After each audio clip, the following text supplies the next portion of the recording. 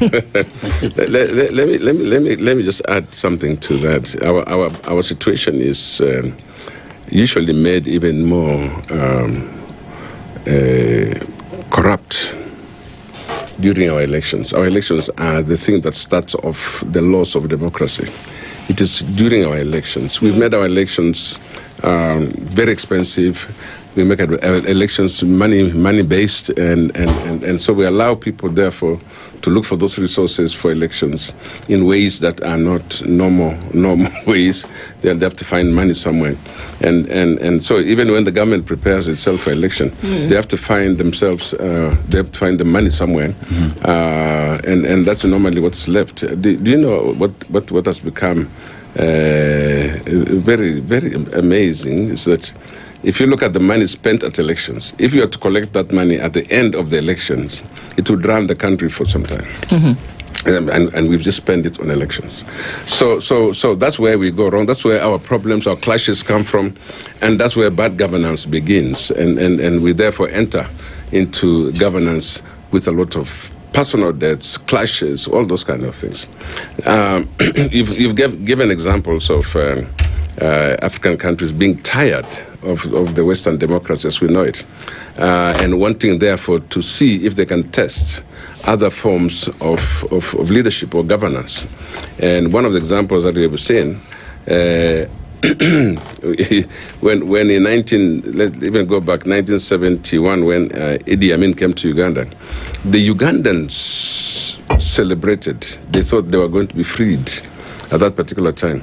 When Museveni came to power, there was a big celebration because you are changing hands. Doesn't mean you're actually changing the way that the governance goes back to the people. No.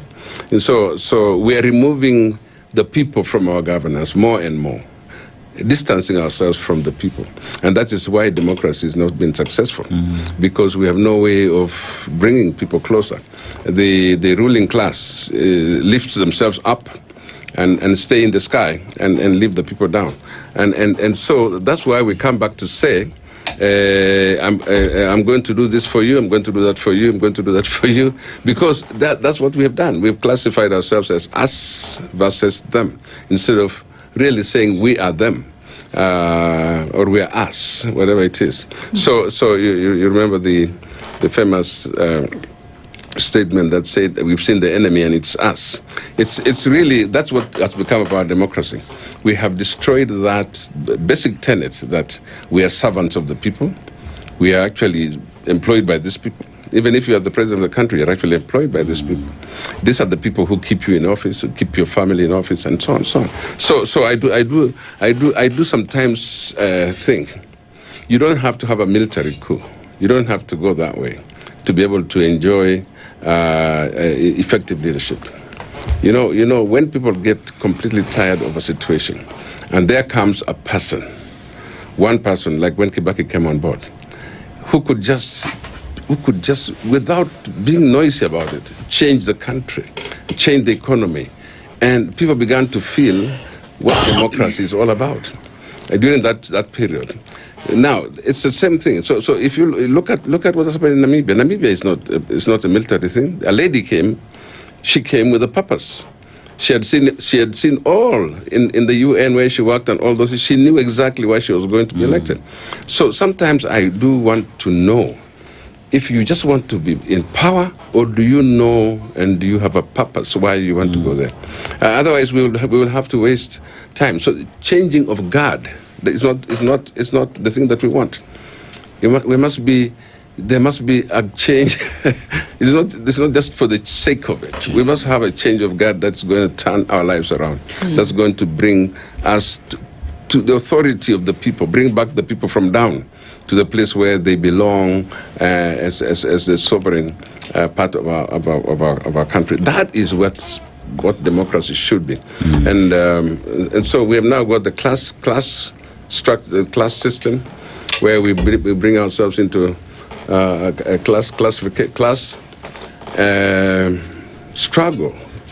You know, we are now raising a few millionaires, billionaires in this country, who now form their own class and living out other people, and that is It depends on why you've come to power. If you've come to power to make sure that your friends are rich, you've come to power so to make sure that you,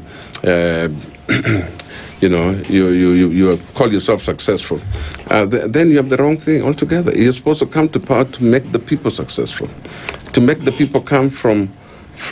I mean, the ideas. Some of the ideas that we see the government has.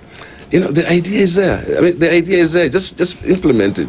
The ideas are there. When I look at the idea that people are going to have subsidized fertilizer so that we can grow food, the idea is good. But now, how do you make that idea the idea of the people? Yeah. And then you have free education, mechanisms, whatever, affordable housing. Those ideas are good. But now, how do you bring the people into those ideas? How do you bring the people who own those ideas? And I think unless we begin to watch some of those things, the level of dissatisfaction in the country can rise to a place where people will prefer any other means of changing the guard. And that's not what we want for this country. So Namibia did not do it militarily. and we're giving a good example of even Ethiopia here also. People were determined to pay their debts and remain independent, be able to grow their own resources and so on. And then there are those of us who are still marching in that direction, but it's becoming slow for us to go. So I do hope that the idea of sovereignty of the people can be brought back to our country, and let our people begin to feel that they are not far from the leadership. The leadership should embrace people, bring them up to speed, so that we don't have people who are begging, people who are poor, who need real food, and we cannot provide. Yeah. Our priorities need to be on the people themselves. Yeah. But Akira, and bringing the people to leadership, to be part of government, one would